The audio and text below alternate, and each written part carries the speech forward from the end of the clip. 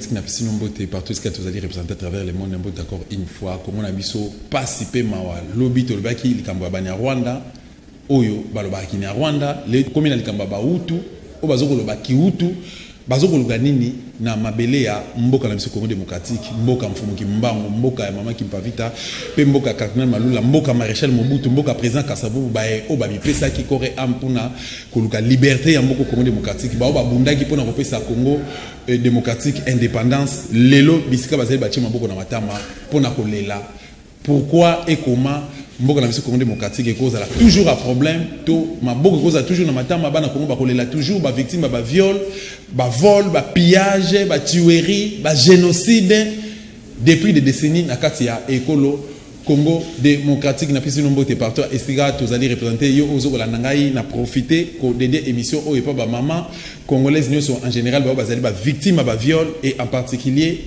maman Alphonsine Ngoyi maman prophète topé monoko ya nzambe liso ya nzambe yo oyo osolara na nzambe nzamba pesa ko ba directive pona ko kamba libota nae à travers les mondes na numéro politique lelo tozali na invité na plateau na biso na kombo ya Pichu Montana na pesi mbote mon invité mbote mingi ndeko dosta voilà na kanisi nzoto neza malamu dosta voilà toyambi yo ensemble na invité na biso toko échanger par rapport to commenter plutôt par rapport ya discours ya président Honoré Banda Nzamboko Atumba wazali leader ya résistance topé ya Pareko mouvement aux ko bunda vraiment pour na bien-être ya République démocratique du compte canalisé par rapport ya message au to sala ya kafu kafu sima ya élément au to senga na régie nde to sala analyse ensemble na invité nanga soki régie ba lengeli élément ona ba ko connecter biso déjà pour to landa ensemble discours ya président Honoré Banda Nzamboko Atumba régie na sanza ya juillet oyo euti kosila na butu ya 16 au 17 juillet massacre monene esalemaki na Kapupu na Nord Kivu bandeko babiso ba Congolais ba bomi bango ebele kama mibale na tuku mibale oyo ba kufi ba tata ba mama bana mike tomoni meme ba mama mosusu bazalaki ko bakundaki bango vivant na bomoi bakundi bango na se ya mabele me na maso eleki wana makambo ya somo na Kinshasa epa ya bakonzi na bino bafandi na Kinshasa silence radio ata message ya ministre ya intérieur te peut-être chef d'état na bango na bino aleki likolo mingi po ami occupé na banjinjio bakufi mais attache ministre ya intérieur ata ministre ya défense moto mokote silence radio lokola peuple atomboka kina yango tomoni ba réaction bipai na bipai tango ba moni boye ba yebisi gouvernement local kuna na Kivu balobi bino salamu a réunion mo dialogue moko ni dialogue de paix oye loko ba meseni nango koseka peuple congolais yango wana pe maye maleka kuna na moni pe peuple congolais a accordé même importance na dialogue wana te ngai pe na accorda ki importance moke na yango te mais loko e tuti ngai soki na ye kosolola na bino ezali li sukulu discours oyo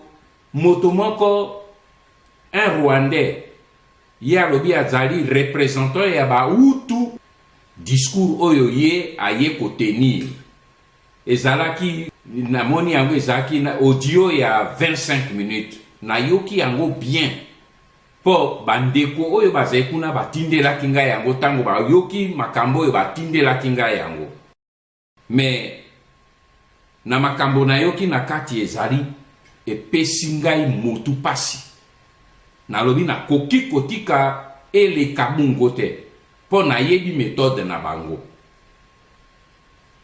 na dialogue elekaki na Goma na kati ya discours tata wana ya liboso na noami atake makasi na bandeko na biso oya banande alobi makambo nyonso ezoleka kuna euti nde na bango bakolomboka oyo bazali kobunda mpona kobatela babele na bango babine bango nde bato bazotia mobulu. Donc moyibi aye koyiba na ndako na yo ntango ozotomboka mpo okanga ye abitala ye nde moto azotia désordre. Yo moyibi okomi moto ya molongo. C'est le monde à l'envers lokola balobaka. Mais na kati ya discours oyo aze koloba eloko oyo aze kosala makasi omona alobi communauté na biso ya bautu, communauté ya bautu. Bandeko na ngai terme oyo azoloba communauté ya bautu euta wapi? Soko zo oka ba Banyamulenge oka be communauté Banyamulenge, communauté utu, mais communauté bandeko na ngai ba congolais. Mboka na mboka ezalaka na terminologie, ezalaka na nomenclature. Kamata kende botala na administration na biso, tozali na terminologie, tozali na nomenclature na biso, ba recensement et ba sala okomona jamais recensement communauté Luba, communauté Congo, communauté Nande. Non, c'est tribu, tribu Nande, tribu Fulero. Biso to utilisaka terme tribu et tia terme wana ba belge depuis l'époque coloniale. Pe sika to koma indépendant to garda terminologie wana ya tribu. Mais moi no moni bazo ko tia pona nini pona ko tia désordre basa la confusion po ba kotise la biso ba nini ba tribu oyeze ya bisote. Oyo bango ba ye ba lobi ba ya kokoma nini ezelo kwa ba congolais ba kei na France ba sengi mikanda pe ba bi obiso komi ba normand. Okoma normand te okomi ozei français d'origine congolaise. Mais bango ba senga meme te. Yango na problème monene oyo penza na sololi na bino lelo na ye pona sola na bino lelo. Ezei na kati na discours na ye. Tata ya lobi bango baje na langue oyo bango basololaka na communauté na bango awa pe na biso na Congo kombo na yango kiutu. Nzambe mosantu. Bandeko na ngai mokili mobiba bayebi ke utu ezainde de nini ethnie oyo baje eze na Rwanda pe na Burundi. Bango bakutaka bango kaka na Rwanda pe na Burundi. Histoire établir yango clairement. Bango baze installé na Rwanda pe na Burundi. Pe bango nyonso ezala ba Hutu, ezala ba Tutsi, bango nyonso basolaka deux langues. Le Kinyarwanda pona ba Hutu na ba Tutsi rwandais et le Kirundi pona ba Hutu pe ba Tutsi burundais. Mais le Kihutu euti wapi? Tala problème oyo toze nango biso na bango yango wana. Omoni bazalaki liboso babandaki na Banyarwanda. O biso ba Banyamulenge. To sere bango. Esika bamoni kaka eye basali bon. Babia toze ba Tutsi congolais. To koti pona ko démontrer bango qu'il n'y a pas de Tutsi congolais. Tango bamoni ke ezeko simba lisusu malamu te bazongeli Banyamulenge.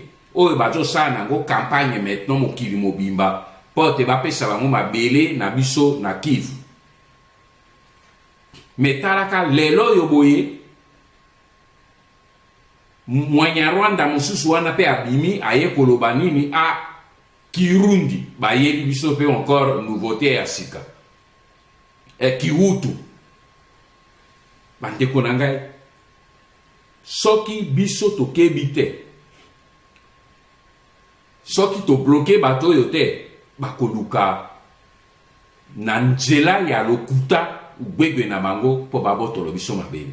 Ya nga nazo mituna nazo poser na no bango question. Soki bino bolobi bozei vraiment ba congolais ya mitema, ba congolais d'origine. eloko nini oyo boye ezotinda esu bino bokende koinventaka banéologisme bakombo ya sika kokende obukaka lokuta yo mwana oyo yebi ke tata na yo ye oyo mama na yo ye oyo yo okende kobukaka lokuta mpona koluka oprouve ke wana ze tata na yo okende kofabrike ba fausse carte de naissance po oprouve ke wana ze tata no mais non tata na yo ayebi yo koze tata na mikanda na yo ye moto asali yango mais mpo na nini bino oyokende kozungulukaka lelo obima na banyarwanda lobi obimi na tusi rwandais lelo oye na nini oye na kiutu lobi mais pour quelle raison? Et puis de deux, soki bino bozei ba véritable ba tribu congolaise depuis les temps immémoriaux ndenge bozoloba mais kasi memela biso ba preuve, il y a document, il y a ba archive, il y a administration belge te. Bango ba recensa ba tribu, pas ba communauté, ba recensa ba tribu congolaise nyoso, document ils na tervuren. Bino ba Banyarwanda botondani na Belgique. Document ils na sena makona bino na tervuren. Boluke la ngai, boluke la biso ba congolais, un seul document. Il y a administration belge oyo ezena kombo ya Banyamulenge na kati boye la biso alors tokokende koluka mabele epai nini babelge bamonaka bino epai nini bo bareperaka bino mpe barecensaka bino tokotikela bino mabele wana yela biso document mais mpona nini bozokende kozunguluke mpona koluka bacomplication basi basalaka problème ya nationalité te mais bozo mona wana bo nini na ba jeune so bozo sala ba rwandais bazalaki na nini na table ronde mais bande ko ngai banani ba organiser table ronde nani a organiser table ronde et c'est ba belge bango batu basala ki nyonso po bino bokoma ba congolais. Mais c'est tout à fait normal que na table ronde bango batu bazaki ko sala liste ya bato bazo ke na table ronde bati abino na kati bozaki na deux partis politiques oyo ezalaki nini ba parti politique ya oyo yebanaki keze ya nini ya ba rwandais ezaki na kati kaka bino ba rwandais to yebi yango ezalaki CREA et ARP. Mais eloko oyo bino bozolinga koyebisa batu te ezala bao bakendeki na table ronde ezala bino bao bofandi na Congo eloko ezekaka moko bino bouti na Rwanda boye na Congo la procédure est simple ata osali mbula kama mais soki osengi nationalité ya mboka oyo koti te okokoma pe citoyen ya mboka wana te. Soki bino bo ilingi kokoma ba congolais eh bien bosa la procédure mais boyebi moto ya bomi bino ba Banyarwanda ta moto asukisi bino ezende ko na bino moko Barthélemy Bisengimana ngana kendeke mosika te Barthélemy Bisengimana ta yende moto asukisi bino ba Rwandais parce que na 1972 tango ya zalaki directeur ya cabinet ya Mobutu asaleli Mobutu projet ya ordonnance oyo Mobutu a signé yango ordonnance loi oyo epesi bino banso ba Banyarwanda nyonso donc bo bino bo utaki na Rwanda epesi bino banso nationalité congolaise zaïroise à l'époque mais Mobutu asalaki attention te yango wana comité central ya MPR et y a qui peut interpeller alors non ordonnance pour ba congolais pe basé na mayele buko kaisate ke biso ze bazoba ba congolais ya mayele na kati ya bureau comité central ya MPR ba lobi na Mobutu ordonnance est unique c'est-à-dire c'est juste te parce que ba pesaka jamais nationalité globalement il faut moto na moto akende ko sala démarche na ye pona ko senga nationalité tango Mobutu amoni a abroger ordonnance loi oya Bisengimana omone sika bino bokwe bino banso banyarwanda nyonso botelemi botombokaki tango babomi ordonnance oyo ya Bisengimana oyo epesaki bino nationalité zairoise botomboki ti lelo mikanda ezali nabimiseli bino mikanda wana ezali na kati ya livre na ngai crime organisé me nabimisi mokanda oyo bino banyarwanda bokomaki représentants des peuples originaires du Rwanda bosigné yango originaire du Rwanda boproteste mpona décision bakamati wana me boproteste mpona nini mpo boyebi que soki bino bozalaka bacongolais depuis 1800 depuis 19e siècle mbe bino botombokaki na Bisengimana ntango asalaki ordonnance mbe bolobi neme eloko nini yozosala biso ozali déjà bacongolais depuis les temps immémoriaux mpo nini okosalela biso ordonnance pourquoi Bisengimana asalaki ordonnance mpona biso bangbandi te tokoma mpe bacongolais mpona nini asalaki ordonnance te pour que banande bakoma mpe bacongolais pourquoi asalelaki bango ordonnance te kaka bino mais parce que bozalaki bacongolais te donc esika botomboki esika boweli bosoutenir Bisengimana bino nyonso boclôturer débat bondimi que boutaki na Rwanda bokomaki bacongolais par ordonnance ya Bisengimana yango wana botomboki ntango baannule ordonnance wana parce que ordonnance wana ezalaki ya mabe bapesaka jamais nationalité globalement c'est individuellement au moins esika bino bosuki alors soki bolingi lelo bodusola mais mena biso bapreuve mosusu mpo o wana eclôturer débat mais nakosuka wana te représentant na discours na ye asali éloge moko monene nakoolekisa yango pamba te ya Mwami Ndeze a présenté ye comme le grand chef coutumier yaba rwandais na kati ya Rushuru mais eloko ye abosani koyebi yo eloko ye abosani koyebisa bino bacongolais na discours na ye que Mwami Ndeze oyo azo présenté ye comme héros na bango mais c'était usurpateur parce que ya yebi bien que na 1919 ba belge pona ko nommer Mwami Ndeze ils ont violé makambo mibale ya liboso violé procédure parce que procédure ya ko nommer chef coutumier ezali héréditaire et penabiso pe bango yebi po bango batu érigeaki coutume ancestrale érigé yango na principe administratif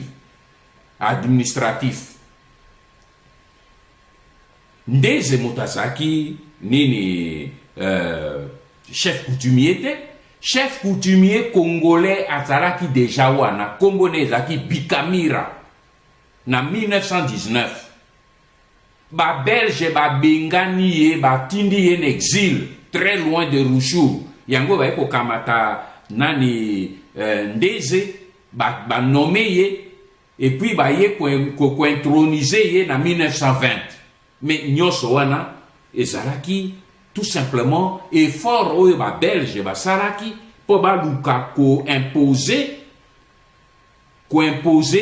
territoire oyo balingaki kopesa na barwandais ebele oyo bango bakamataki kuna bayeki na bango ebele comme Congo belge na Rwanda ezalaki kaka propriété na bango bato bazalaki kodominer ils voulaient gérer ça comme ils entendent na 1937 bayaki ko créer 3 chefferies oyo bapesaki yango na barwandais créer yango ezalaki chefferie moko atypique po ezalaki ko respecter normes administratives pour ko créer chefferie te il faut koyeba la vérité bino bozo surfer sur bêtise oyo belge balingaki kosalela biso pona koloba ke bozali congolais depuis toujours c'est faux parce que en 1957 les mêmes belges annulaki biloko nyonso bango atiaki wana chefferie wana nyonso misato bango créaki annulé yango histoire ezali wana te bokosa nani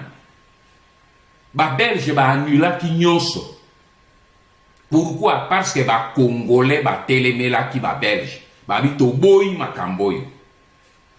To lingi yangote. Alors ce qui ba Belge après ni na 1960 ba bengi si ba Congolais ba zaraki wana ba kende na table ronde bozo mono problème pas iwa. C'était déjà le favoritisme des Belges vis-à-vis des Tutsis. Ça on connaît même depuis le Rwanda. Mais la réalité, c'est que en 1957, ba Belge bango moko ba supprimer biloko wana po et ba Congolais ba lingaki yangote. Alors koya kolobate, il y avait le chef Mwamideze, donc le pays était toujours à nous, mais Mwamideze a été, oui, il a été nommé en 1919, mais il a été nommé illégalement. Il y avait déjà un chef traditionnel, Bikamira, qui était là, Babengana qui est. Pour Bango, Bazaki, Bakonjina Biso et les Koana, Bazaki na armée, Bazaki na Makamboyon, Bazo Nyonga Biso. Mais les lobes, beaucoup qu'on utilisait comme argumentaire. Voilà pourquoi mes frères congolais na lobby pour la conclusion. Bande Konangai, To Keba. Et les classes politiques na Biso.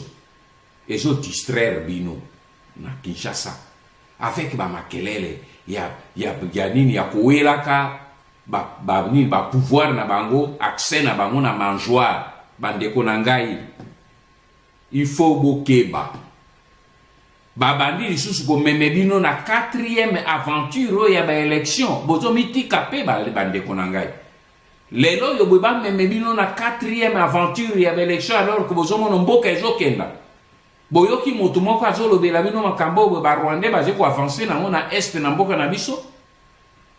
Alors bokeba botika distraction ya ba classe politique. Tomi occupé na mabele ya ba koko na biso bandeko na ngai. Yango wana moni na je ko sepela mingi pe na je ko kumisa. Bana mibali yo na je ko mono ba jeune et belé, ba intellectuel. Bobandi ko teleme belé avec le langage de la résistance. Soyez fiers d'être résistants congolais. Demain, le pays vous en saura gré. Tote le melabatubana. To sikola mboka ya biso. Lobi bana babiso bakozala fier. Tango bakoka tata na yo azaki résistant. Atelemela ki bapaya. Obi oui, yo ozena droit ya ko sala mosala. Tata na yo akufaka na résistance yaka ozwa mosala. Ekozala bongo lobi. Bomi découragé te.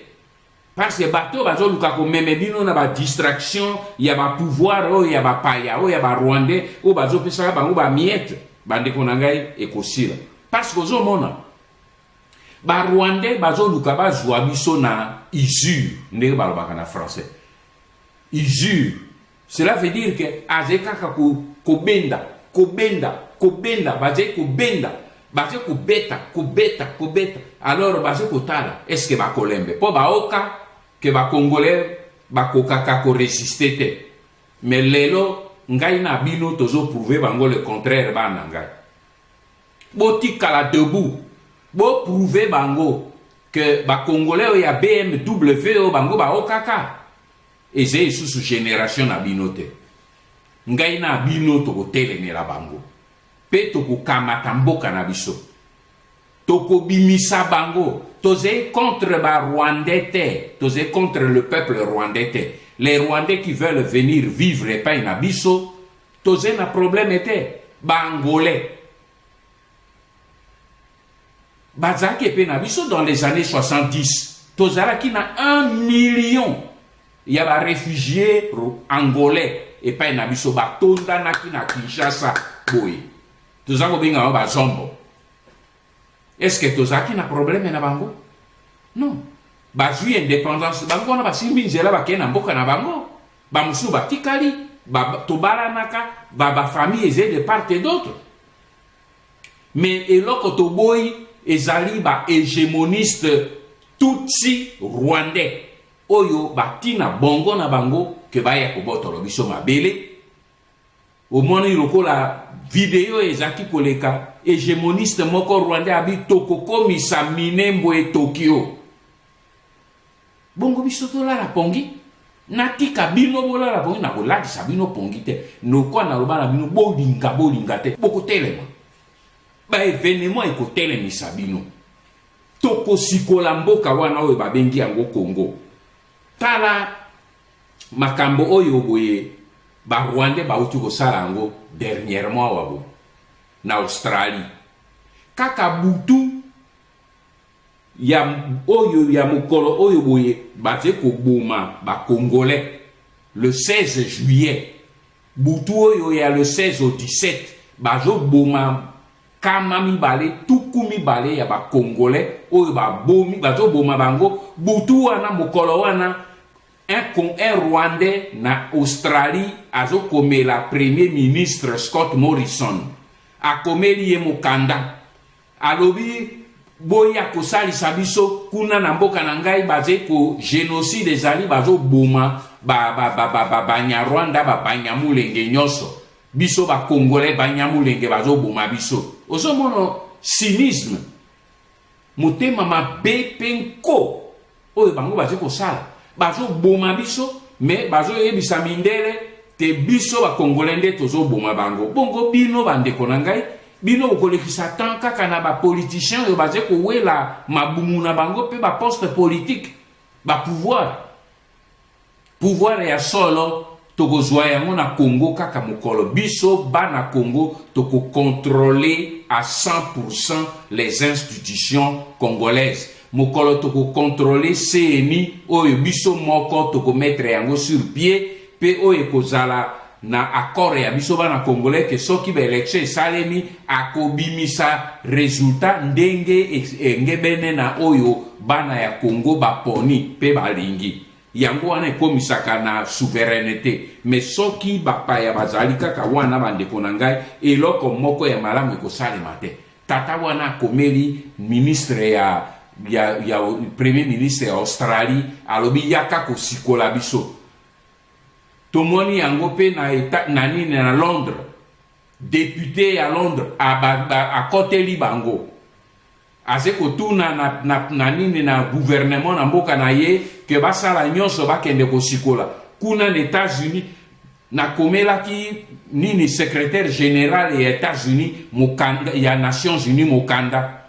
pe na panzi yango na nani na ba parlement na bipai biso memorandum pona ko dénoncer lokuta ya ba Rwandais nzambe alala kate ebele ba sénateur ebele na ba congressman américain tango ba jui doit document oyo totindeli bango babi makambo ezebo il faut alors bo stopper na no processus to bazo luka ba mema biso po représentant oyo ya ba Rwandais mama ya zenani na ONU kuna ye mutazaki kotia moto na se bazo luka ba contrôler ba kendo kutana na ONU po te ba luka ba surprendre biso bandeko na ngai yango wana na sukisi na koyebisa bino boye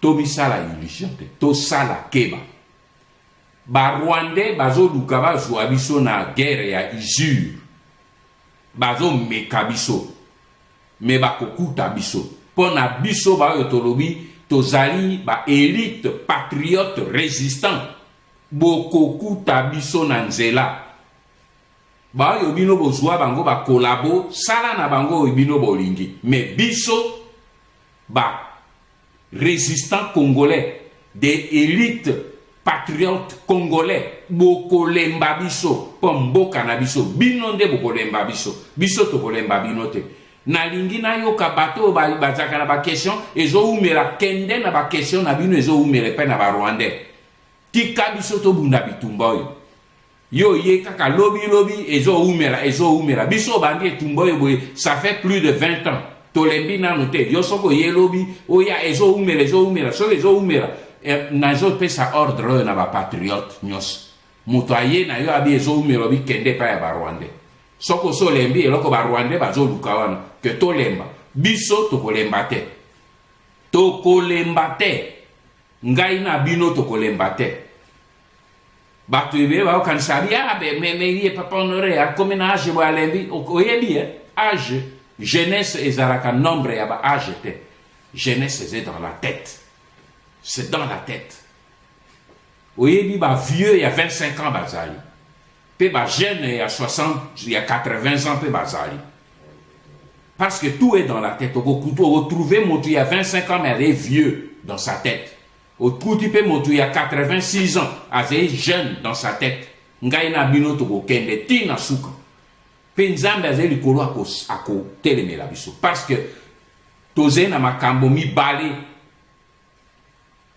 likambo ya mabele pe likambo ya bosomi mabele pe bosomi la terre et la liberté oyo wana moto ya kobotolo biso azate moto ya kotelemisa biso azate pe moto ya kofrene pe biso azate parce que peuple bandeko na ngai peuple bino bozali rouleau compresseur eleki puissance ya bamindele libanda peuple mokolo bino bokotelema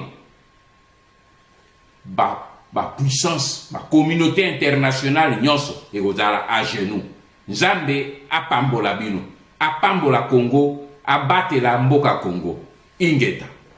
Voilà, ndeko Pichu tolandi ensemble message ya président Honoré Ngubanda Nzamboka Atumba pour retenir nini to poko bisa bana Congo nini par rapport à nyonso to tukolanda ngai na. Bon, par rapport à message à président Honoré Ngubanda na Otolanda.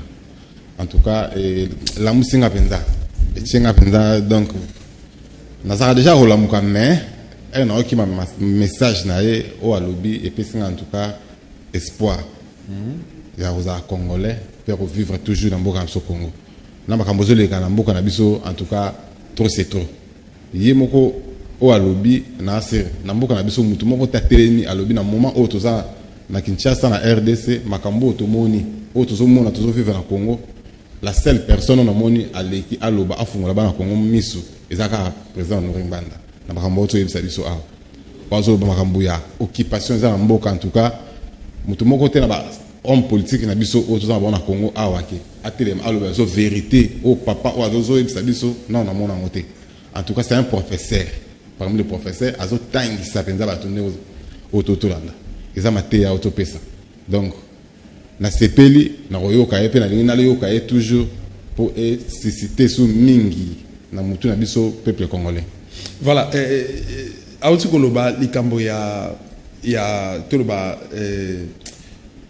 ya batutsi rwandais bautu rwandais na burundais oyo lelo lobby Jeannette Kabila tolandaki na prêcheur ya parler du peuple ya Assemblée nationale kuna lobby que azo proposer c'est que Kinyarwanda comme 5e langue nationale de la République démocratique du Congo.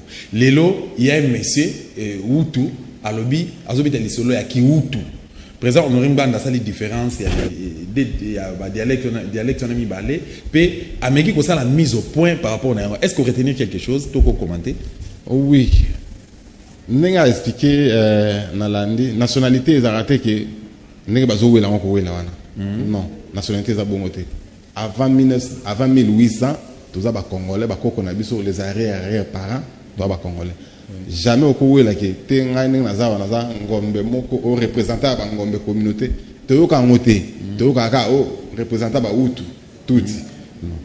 Et en plus Jeannette Yemo na parlement a alekaki ningo tolobana alobaka senga ke Kinyarwanda comme 5e langue nationale la République démocratique donc pendant que tu as 4 langues tu dis que banda to botama to kol et ça 4 oui donc et cela ça clair que baza bango ba uta ba ekoya bazoka ba ko s'intégrer na mboka na Congo mais intégration et ça la mape bongo tende bon ba linga président tu expliquer wana na Sitolandi il faut osenga basenga ko senga comme nationalité comme les Congolais faut basenga pe nationalité bizarate que ça en groupe ou bien en communauté basangi si nous personne nationalité T et ça ka individuel OK moko opposer acte ou na volonté que na pour ça comme Congolais to ko pesa to za na ba Rwandais belé to za na bango to tanga na ba misusu si ba kenda na deuxième république so ko yeto ça na ndeko to kenda na poto jamais bazo ba tunyo surtout ba katsa na Grèce ou na groupe wana ba comme si bon ba français ou bien ba italien non et ça individuel o bazo sala wana na ebité so la ça clair et net que baza ba congolais té bazo forcer en plus les mal années Jeannette au moins courage à l'équipe il y a zani mpaya azoluka bapesa bango nationalité mais bacongolais oyo toza na bango lelo na Congo bahomme politique na biso badepute oyo baza na parlement wana bakosala nini mosala bango oza nini si réellement baya bacongolais ya solo non il faut baleka batelemi na makambo wana ekosala matin.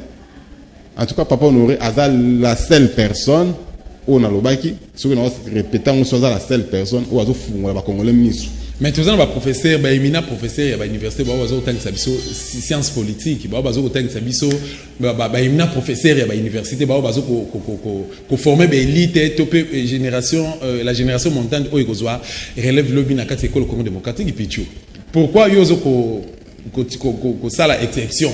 Au but missionnaire dans yende et bango bangote.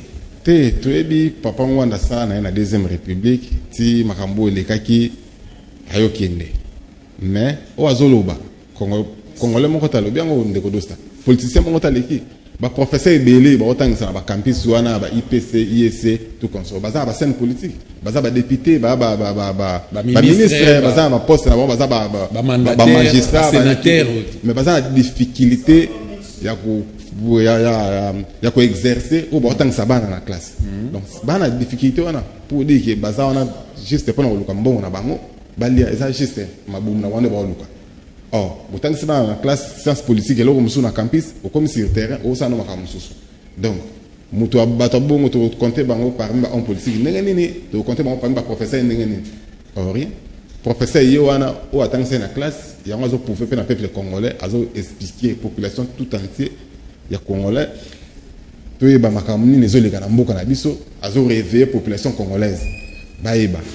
Voilà, les camps d'occupation au papa on a un nazo côté les méla Congo ils allaient occuper Congo ils allaient occuper bana Congo boté les mabo font la mission. Mboka na mission ils allaient occuper tous allaient déjà toujours risqué to certifier deuxième colonisation aux Isaki avant 1960 Isaki avec des Belges les lots tous en ba Rwandais au bazo coloniser biso. Pour preuve tous on a ba multiples ba actes ya mabe bazo opposé ya ba viol ba pillage ba tuerie génocide tous au monde a tout ko célébrer le 2 août to quand il est 2 août 1998 ndenge rébellion avec RCD Goma aux qui dirigé par Robert et consort to kanisi ndenge bomaka batu ndenge bomisa plus de 6 millions 12 millions de Congolais et au jour d'aujourd'hui bana Congo ba zali kolela. Papa on aurait manganda alobi que pays ils allaient occuper. Est-ce que ndeko Pichu Montana on peut confirmer et lokwana avec exemple que réellement Congo na biso allait occuper. Na Congo ils ont occupé au exemple ndeni dosta. Pour tous en avoir armée donc presque 9 voisins na biso. Ba occuper Congo. Tous occupé na 9 voisins na biso. Même Centrafrique ba ndeko lobate. Lelo so okei na beaucoup lokwa ba Guadeloupe ki Kotakoli na ba ya koma kuno okei na Satema oyoka population armée ya Centrafrique ils ont déjà occupé baza na ngambute baza même pas na frontière mais baza na Congo penza bakatima ba donc on confirmer na je confirme baza na Congo ba vendre bosani pour le baké donc na niveau ba homme politique na biso pourtant na ba homme politique na biso j'allais dire ba homme politique na biso en tout cas ba ça le monter puis na sommet à l'état il y a légèreté et ça là que tous à la encombré n'engwana tous à occuper dans la armée étrangère pour comprendre que faiblesse c'est un sommet à l'état de tout ça faiblesse c'est un sommet à l'état même ba ministre président na biso donc baza na bango ba et l'autre côté baza manipuler et pas ba rwandais papa Honoré Ngwanda lobi aux deuxième colonisation auto qui n'ont pas Rwanda depuis 1997 à cause cité azana raison pour des points. Oui. Apparemment, ce qu'on croit dans le président Honoré Ngwanda, ce qu'on croit apparemment, et comme le rôle la parole évangile, alléluia, amen. Et sa parole évangile, tout vivre en biso tout en casa Congo, tout en besoin de mboka na biso nde. So même tout en azola na intérêt Congo, il faut tout soutenir. Il y a au moins azo peut ça ce discours, azola que ça ce intérêt à Congo, ça intérêt à Congo. Biso to ba congolais, à part Congo to en mboka msoté de ko ça. Mutu azolo ko intérêt Congo no qui me poigne donc il faut na s'approcher na na to pas place na le tonde to la discours na souka zo ko remercier ba jeune élite nyonso congolaise oyo et c'est impliqué to intégrer résistance où tu fais partie aussi et namoni yango peut-être motivé ou bien li comme ça na sima tes motivations eza pour na wana te bien qu'à reconnaître ba résistant azo comprendre que tout ça makila trahison te de un tout ça serein vraiment na ba idée na biso ya ko bundela Congo to ka to récupérer Congo na maboko ba Rwandais o ba occuper pour bango nde ba bango nde bezo coloniser biso siko voire même ba élection to les cas deux élections au tout les cas na votaka na kendaki na bisi mwasi bande comme surtout que to voter pour na changement Congo na croire que Congo ben changement na élection mais on a monde de Godosta jamais na kona osé na kende na élection ko ça matin na mboka o et que ça m'a sauté élection ko ça matin pourquoi élection ko ça m'a sauté c'est pour manipuler déjà c'est ni banda sommet à l'état ti c'est l'administration a biso za manipuler na Rwanda donc occupation za totale donc il faut peuple congolais tout élément na obenga ba peuple congolais surtout baza ba congolais ya nationalité net ngai ya makile za ko relukate pour na carte électeur tendo komi congolais non pour ba osali sango komi congolais na carte électeur non biso ba papa ba koko baza ba congolais na makile na souci ya Congo na osenga population surtout tout élément total à Congo na misu nezo kende tende bazo diriger biso na konzina biso ba homme politique baza wana te bato baye na baza na sommet à l'état bazo luka mbongo bali na ba famille na bango intérêt na biso za na quantité tout élément un jour ndeko tokolo bakabo tongo moko to la muki biso tout mame to teleni Rwanda kei et perdema to récupérer mboka na biso avec ba procès Honoré Ngwanda comme conseiller na mboka na biso lelo oyo un président le roi Dosta ou bien ngai et vous avez bien ko conseiller biso malamu na mboka na biso c'est un historien azobeta masolo to Hollande Dosta ondimité obi maintenant makambo belé o ba politicien so ba oleka ba beti maboko na parlement ba osa nini il faut pas qu'on cours va comprendre Congo zanini ba qu'on cours na université nini il y a papa Honoré Ngwanda et ça coûte un bon côté ba bengi ba soli nae c'est un congolais à autant ça bango très bien mais ndemo zo mona Félix Obino bozo benga président lelo président de la République démocratique du Congo est-ce que ça na ba tout nyonso est-ce que ça na information est-ce que eloko moko zo ko échapper été pour qu'il a dirigé mboko malamu ndemo tali discours ya président Honoré Ngwanda otali Félix c'est à difficulté makasi à difficulté belo échappé histoire à Congo a bien monté donc a histoire à Congo était bien qu'il y a mwana ya papa Etienne au hasard politicien depuis avant Mobutu ti après Mobutu atika a toujours politicien mais ça a difficulté belé ça a difficulté belé donc il faut y pas une école selon you normalement au cas où c'est un Congolais to bois ka été ngana a approché papa Honoré Ngwanda okaki moko na poto ninga lobaki na poto abiki no ba tuti ba Congo biso to boma na biso mpazate wana ba Rwanda ba ndeko na biso non so la ne papa Honoré Ngwanda atangi cette histoire ngapi na yebete na comprendre bien non ba wana ba pa donc berere moko wana na sommet l'état au sala ngoko sala ngote so kaza ba papa wana so ki mate ya bien batangi saki okasa ba bloka bongo te ba signaler biso kuna ke non émission esili so ki za na message moko lancé par Félix le lozo Rolanda yo par rapport à erreur au yozo reconnaître erreur wana ça qu'il faut akota cour papa Honoré Ngwanda